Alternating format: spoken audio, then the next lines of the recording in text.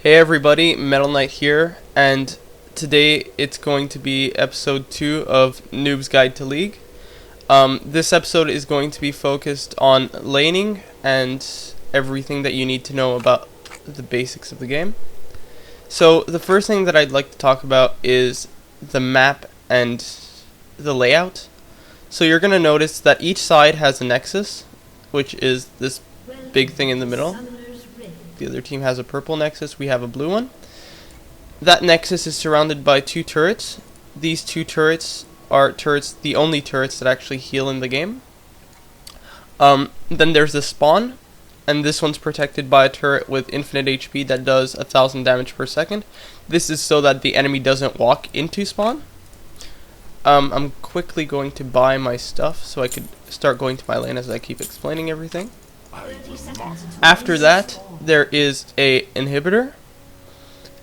This is if the enemy actually pushes into your base and destroys the inhibitor, it allows them to destroy your turrets, and it also makes that lane spawn stronger minions. And then there's 3 turrets on either side. So basically, to start off, you have to buy your items, and then you have to go to your lane. Bottom lane is normally 2 people, which is normally an AD carry and a support. For this lane, it's not going to be that.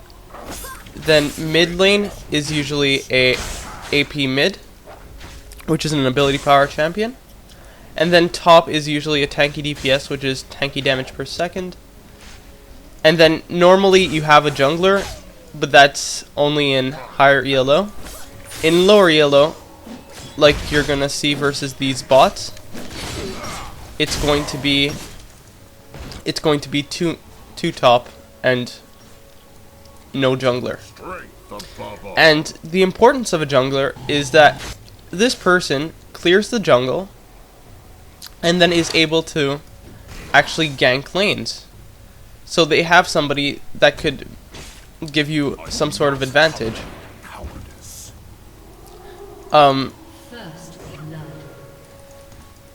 Now to quickly talk about everything else, let's talk about the settings, because I know a lot of people have been asking me what my settings are. I'm just quickly going to show them. My video settings. 1 sec, I have to farm.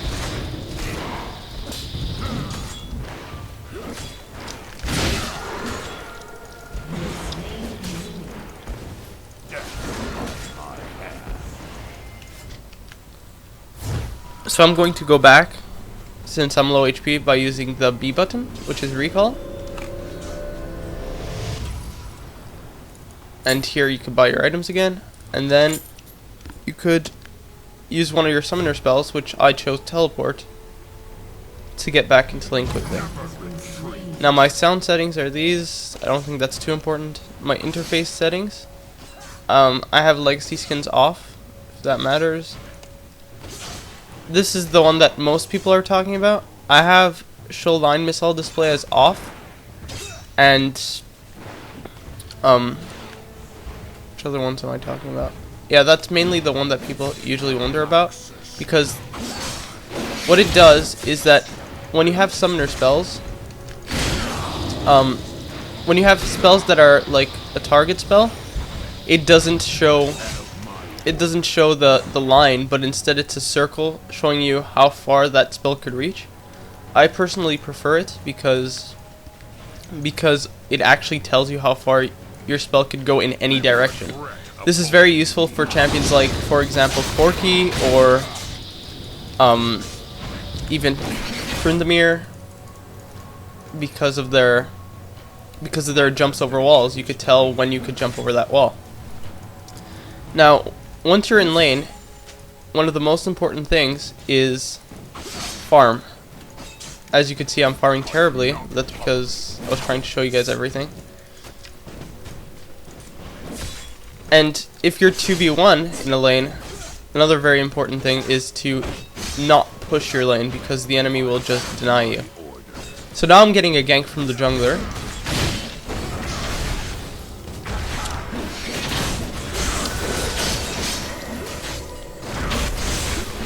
And see, that was a very successful gank.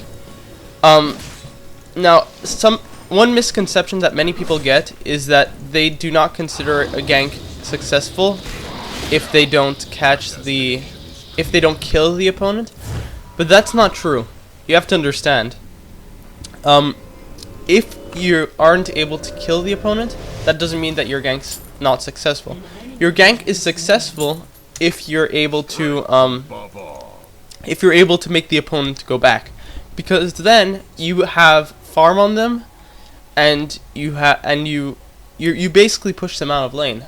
So don't always go for kills.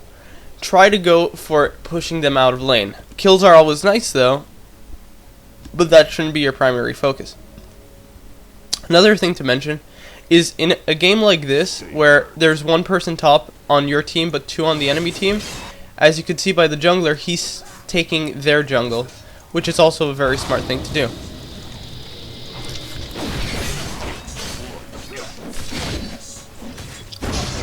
So see, now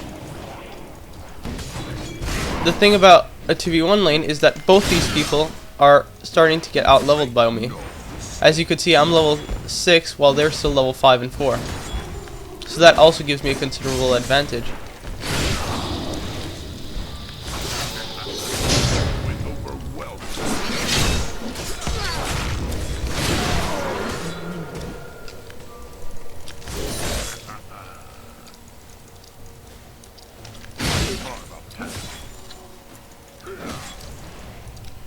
Another important thing to talk about is the fact of warding.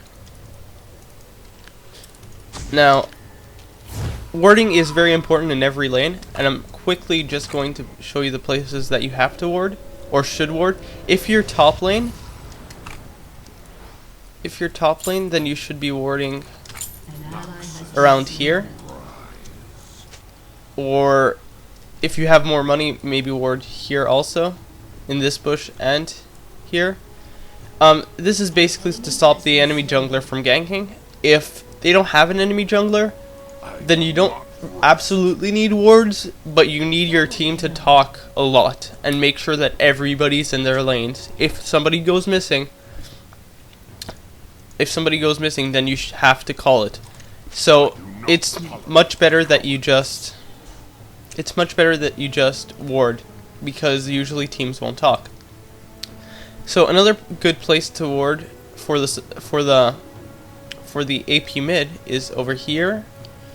Some people like to ward like around here, but I personally don't. You could also ward in this bush, and then on this side here, in this here or here. Warding your own jungle here is not a smart idea. Usually the enemy will ward here. My destination. Oops. And then the next thing is for dragon and baron control, you need to ward. Well, you should ward, not need to. 1 sec.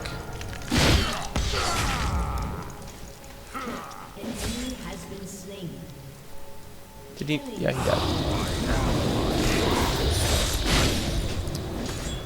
As you can see, I keep going because maybe he could beat me, but I do have my jungler. Go get that kill. Go get that kill, jungler. Good job.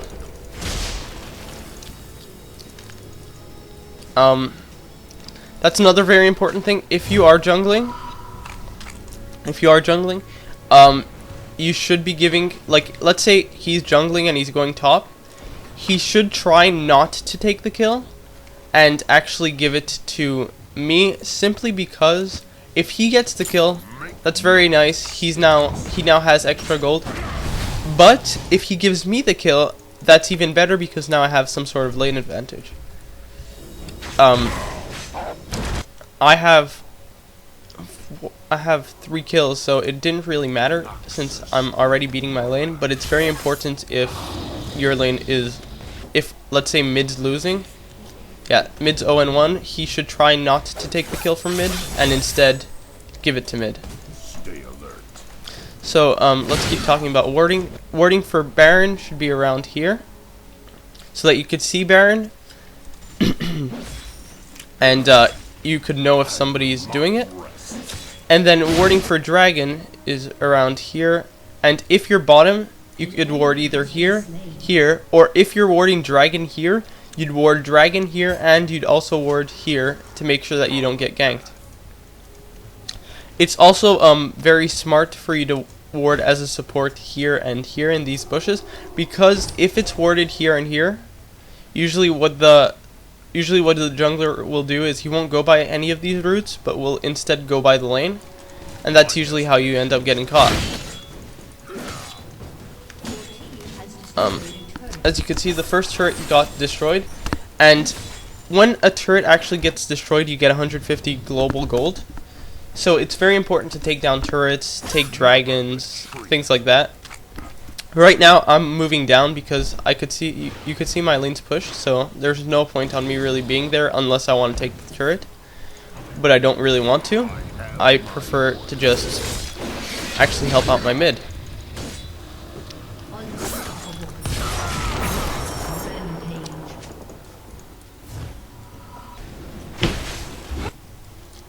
So now what I'm doing is I'm pinging my team and telling them to come to dragon. Now dragon also gives global gold, about the same as a turret, so it's also very important for you to get, because dragons and turrets is what actually puts you ahead.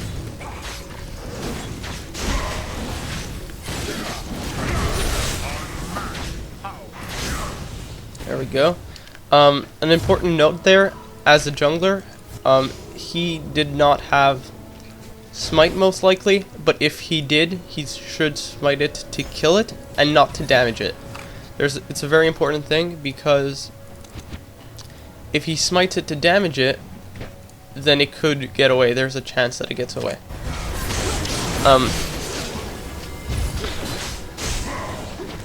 Yeah. Very important dragon and turrets in this game because of the global gold. If your teams are very close, if you could see the score here and the kills, deaths, assists, minions killed, and the current time. If the teams are very close in score, the number one thing that actually changes that is turrets and dragons.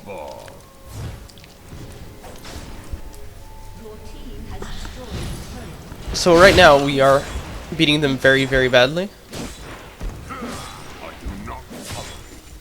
Also, let's talk about the bottom GUI, or the user interface in general. The first thing that you'll notice is that there's champion icons on the left. Most people don't see this as very useful, but as a support player, this is one of the most useful things that you could have in the game. The reason being is if you're playing a support, let's say I'm playing a support right now, and let's say this is my heal, okay? I could go to this champion and click and then click heal on him, right? But the problem with that is that if he's grouped up in a team fight, you won't be able to number one, tell what his HP is, and number two, you won't be able to tell which one he is. And you're like, how won't I be able to tell who he is? He's playing that champion. It should be easy. It's not simply because when everybody's grouped up, you can't really tell. Right there, I came towards this way because I saw Soraka coming, so it was a good way to catch her off guard and actually finish her off. So the reason for this is, as you could see, I could tell, oh, Xin has this much HP, Katarina has this much HP, he has this much HP.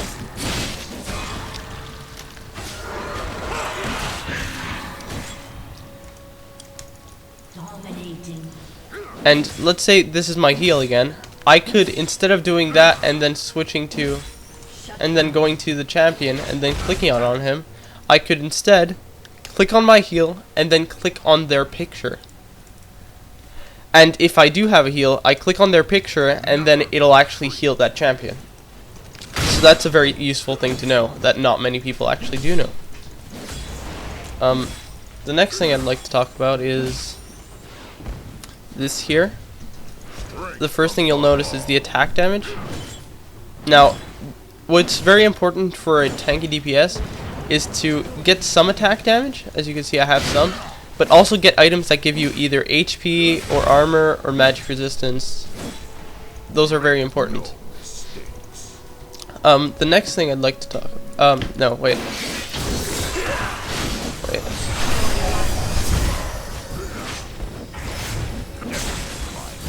There we go. So, I'm not bad right now. I need a bit more magic resistance and armor, but...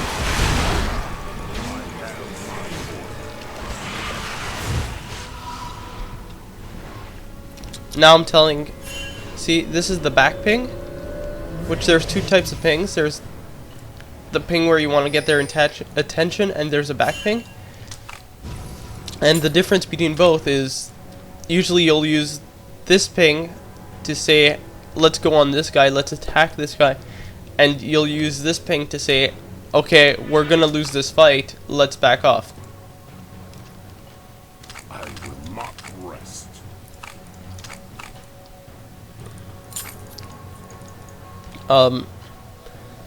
So yeah, this is my skills, and we do want more armor and magic resistance. We want it generally above 100, and then a good amount of health and mana and things like that.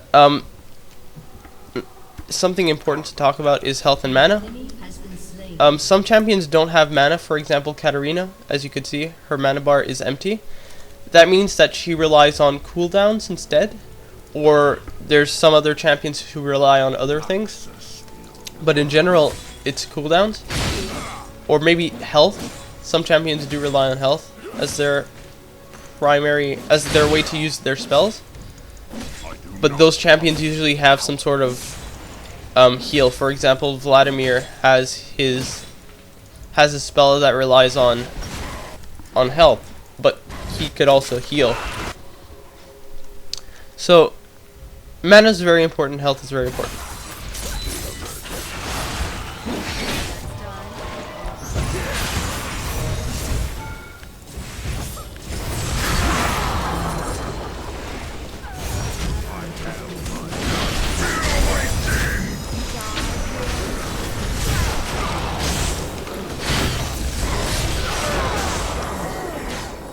Triple kill.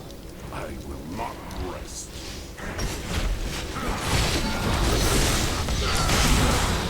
Well, that's disappointing. So yeah, I think I've talked about everything that's neat. Uh-oh. Ah, stupid turret. I panicked.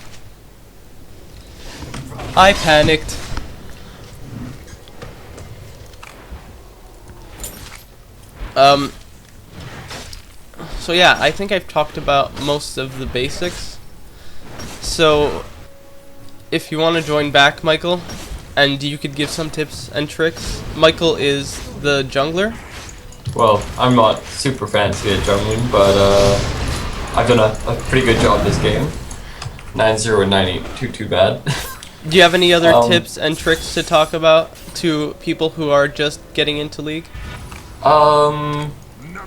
Not particularly. Just sort of help your team out. Try to cooperate as best you can with your team, because as soon as you start arguing with your teammates and whatnot, like, you're more likely than not to lose, or at least lose in team fights. That is a very important thing. Try never to argue with your team. Try to be nice to them, even though it's completely their fault Or that you're losing. Just be nice, because here's an example. I was playing a ranked game, which is basically a game when you're level 30 where they actually count, like you gain and lose ELO. I was playing a game like that, and we had a Annie on our team who was basically 0 and like 24, and she was feeding the entire game. And the entire game, we were trying not to insult her because it looked like he was trying, but he was just having one of the worst games ever. So we were nice, and eventually we actually won that game. As shocking as that is, we won the game because we were able to feed our AD carry properly. So yeah, games are never over until they are actually over. That's also another Things can important get turned around at the least likely of moments. We could go for Baron now. Yeah, let's try Baron and let's explain Baron. Because I didn't explain Baron. He may or may not into this, but we're both pretty fed, so Alright, okay. so this is Baron. Baron is one of the things that you absolutely want late game. And the reason for that is because unlike Dragon, which is equal to 1 turret, Baron in global gold is equal to about 2 turrets. 300, So that's very important. And not only that, but it gives you a significant buff which increases your armor. It increases your mana regen. It increases your mana regen, your ability power, and your what is it? Mana attack regen. Damage, Yeah, regen, I think. yeah. Mana regen, ability power, and attack damage. One important note to know about Baron though is that he gives a debuff, which you can see, which lowers your attack damage. Ooh. Good job. Just barely. So yeah, as you saw, we're 21 minutes in, and we were barely able to beat Baron with 2 people, and we're both very fed. So Baron is normally done with all 5 players of the team there, but you have to be very careful because most teams, when you're going for Baron, they'll know this because nobody's on the map anymore all of a sudden. Yeah. So you have to be very careful about actually doing Baron. Usually people will do Baron if they kill the enemy team, and they know that they can't push 2 or 3 turrets right away. If they can, then usually they might just go for those turrets and then maybe try for Baron if they have time or not. So as you can see, this is the buff given by Baron. It gives you attack damage, ability power, health regen, and mana regen. So we forgot the health regen. And one thing to note about Baron is that unlike Dragon, where if you attack it first, it will attack you only, Baron will attack the closest target to it. So if you're a tank, you want to be as close as you can to Baron so you can tank it for your team, so that your weakest guys in means of like tankiness won't be killed right away by Baron. Yeah, this could also be used as a strategy for your team, because if let's say you attack Baron but run away and the enemy team's stuck attacking Baron, you're probably gonna win that team fight because of Baron's attack damage debuff.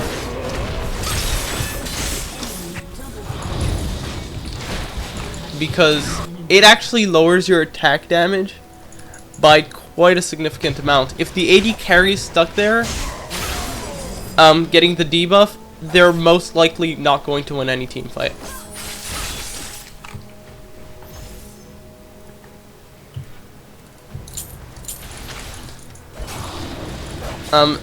So yeah, as you can now see with my items, it's gotten a bit later. My attack damage is a bit higher, but my armor and magic resist is also very high, and I do have a lot of health. That is extremely important, because what I basically want to do is, usually with the jungler, who is also pretty tanky, I want to go in there into a fight and basically cause a disruption in the team. Make the team that we're facing try to spread apart, or usually maybe group them together depending on if you have AoE ult or not. And once they're actually spread apart, let's say the AD carry is all alone now, we could actually kill him very easily.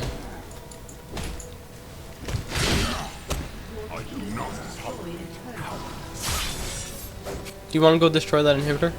Sure. So we could show what you get if you destroy an inhibitor? Sure, might as well. Alright, so as you can see, I can't attack these turrets right now. But, see, now I can attack these turrets. Gone in too deep. Help me, my team. Oh.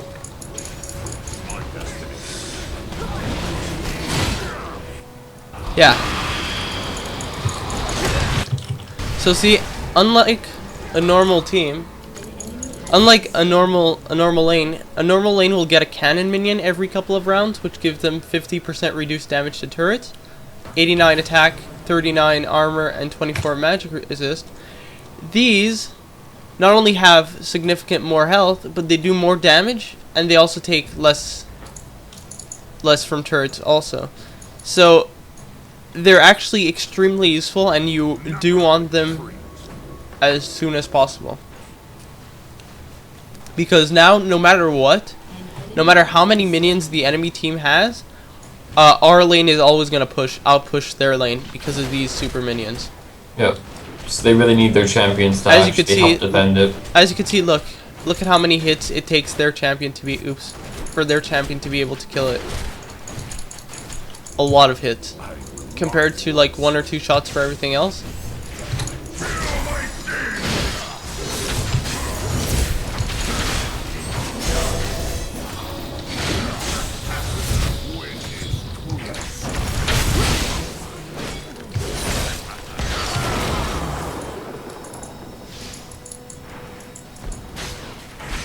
So yeah, anything else you would like to put in? Nope, just play League of Legends. It's super fun. This game is very addicting. It is. Spent many hours playing this game.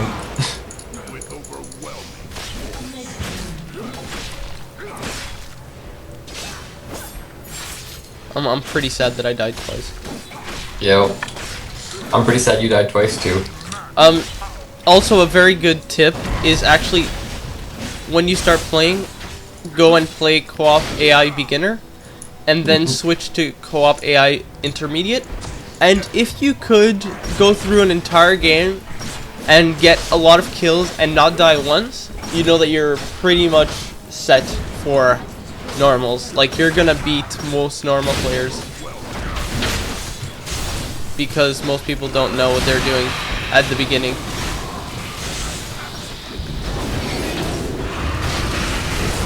Oh god, Michael. I'm gone. Bye, Michael. Oh, are you gone? Oh, I'm in too deep. I'll be back, I promise. No. God damn it, Michael. Oh. Oh god, he's gonna kill me! Oh. Michael!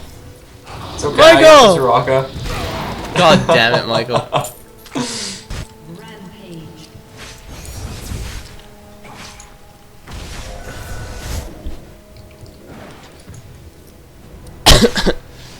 Got my ass killed. Now you're gonna get your ass killed. No, I'll just turn on their base. It's okay. Let's show a couple more things. You do have these settings down here. Mm-hmm. Here's your general stats.